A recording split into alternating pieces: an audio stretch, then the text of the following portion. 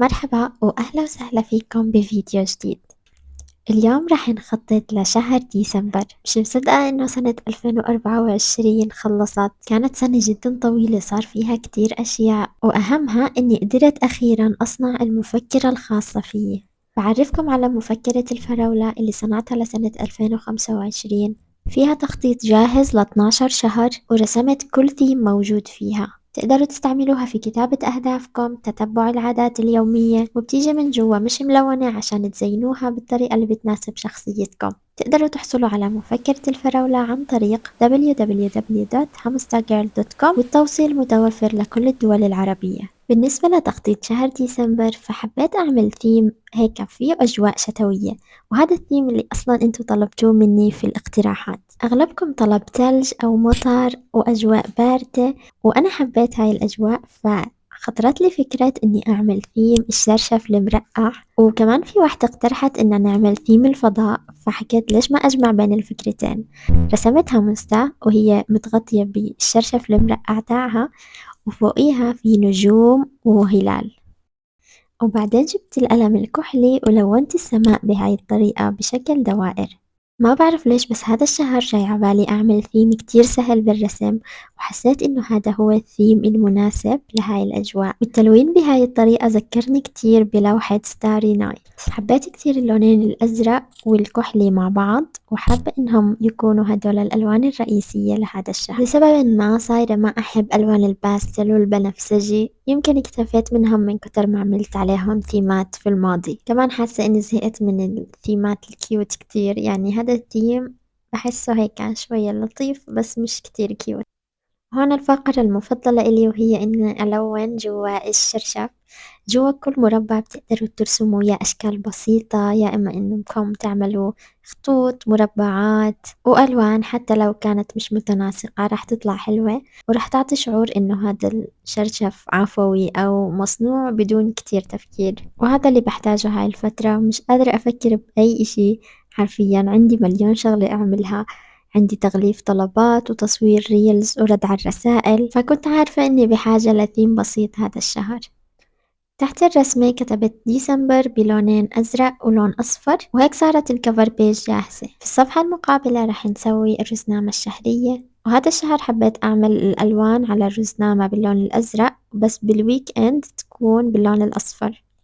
في عندي ستيكرز ستاري نايت، حسيتهم الستيكرز المثاليين لهذا الثيم، فلزقت منهم على الكالندر. بعد هيك صفحة الأهداف، وهذا الشهر وأنا بكتب أهدافي اكتشفت إنه عندي كتير أشياء لازم أعملها. أول شي لازم أستمر في بيع البلانر، وعملية البيع عملية مستمرة، لازم أضلني أنزل فيديوهات أحكي عن المنتج وأحاول أوصل لأكبر جمهور ممكن. كمان بما إنه إحنا رح نبلش بالسنة الجديدة لازم أعمل فيديو التخطيط للعام الجديد، وهذا الفيديو باخد كتير وقت، وللأمانة لسه اليوم طلبت دفتري، فأقل إشي بده أسبوعين لحد ما يوصلني.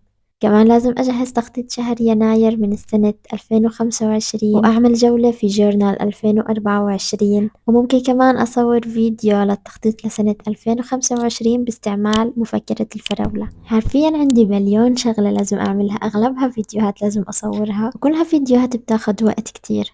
هون عملت مودي تراكر، وأظن إنه هذا أحلى مودي تراكر بسويه هاي السنة. رسمتها مستقر نايمة ومتغطية بشرشف مرقع، وعملته مرقع 30 رقعة، كل رقعة بتمثل يوم من أيام الشهر. تقدروا تخلوا يوم 31 على أحد المخدات، أنا نسيت صراحة موضوعه. تحت عملت مفتاح المودي تراكر، وكتير متحمسة إني ألون الشرشف كل يوم بلون أو شكل مختلف، بس ما كتبت المزاجات لأني حابة أعبيهم على رواق مع نفسي. هلأ صفحة التخطيط الأسبوعي، وبما إنه إحنا بشهر ديسمبر والواحد قرفان حاله، رح أعمل دتش دور يجمع أكبر كمية من الأيام اللي بقدر أجمعهم مع بعض، ورح تكون هاي الرسمة المشتركة اللي بنقدر نشوفها في كل الأسابيع. رسمتها مستقر لافة حالها بحرام، وبعدين لونت الحرام برقع مختلفة، وحواليها رسمت ستاري نايت تبعتنا ميشيلين. كل تاتش دور رح يكون فيه 6 أيام، فرح أكتب الأيام وأرتبهم بهاي الطريقة. وبالفراغ اللي تحت الرسمة تركت مستطيل للنوتس. حابة أعمل تابس على طرف كل تاتش دور، اللي هي هاي الشغلة اللي بتكون طالعة شوي عشان تمسكوا منها وتفتحوا على الأسبوع اللي بدكم إياه. عملت أول تاب بأغمق لون أزرق عندي، والتاب اللي بعديه باللون الأفتح منه شوي، وقصيت أطراف الصفحات بالمشرط. التاب الأخير خليته باللون الأصفر، وبما إنه عنا مساحة كبيرة للرسم قررت إني أرسم ستاري نايت تبعتنا مرة تانية على طول الصفحة. كنت عم بفكر أعمل اقتباس هون بس ما خطر لي إشي، هلأ خطرت لي فكرة وهي إني أكتب توينكل توينكل ليتل ستار، خلص خليها لبعدين. وبس هيك وصلنا لتخطيط آخر شهر بسنة 2024. احكولي في التعليقات شو أكتر إنجاز انتو فخورين إنكم عملتوه هاي السنة. كتير حبيت الثيمات اللي عملتها هاي السنة والأهداف اللي حققتها هاي السنة، يمكن أكتر سنة ناجحة بالنسبة إلي. ولو انتو جداد على التخطيط وحابين تبلشوا من سنة 2025 اشتركوا بالقناة وفعلوا الجرس عشان نخطط كل شهر مع بعض. إن شاء الله السنة الجديدة بتكون حلوة علينا كلنا ونحقق فيها أهدافنا، وتكون سنة انتهاء الحروب والنزاعات وكل الأيام المش حلوة. كل عام وانتم بخير مقدما، وبشوفكم بالفيديو الجاي. باي.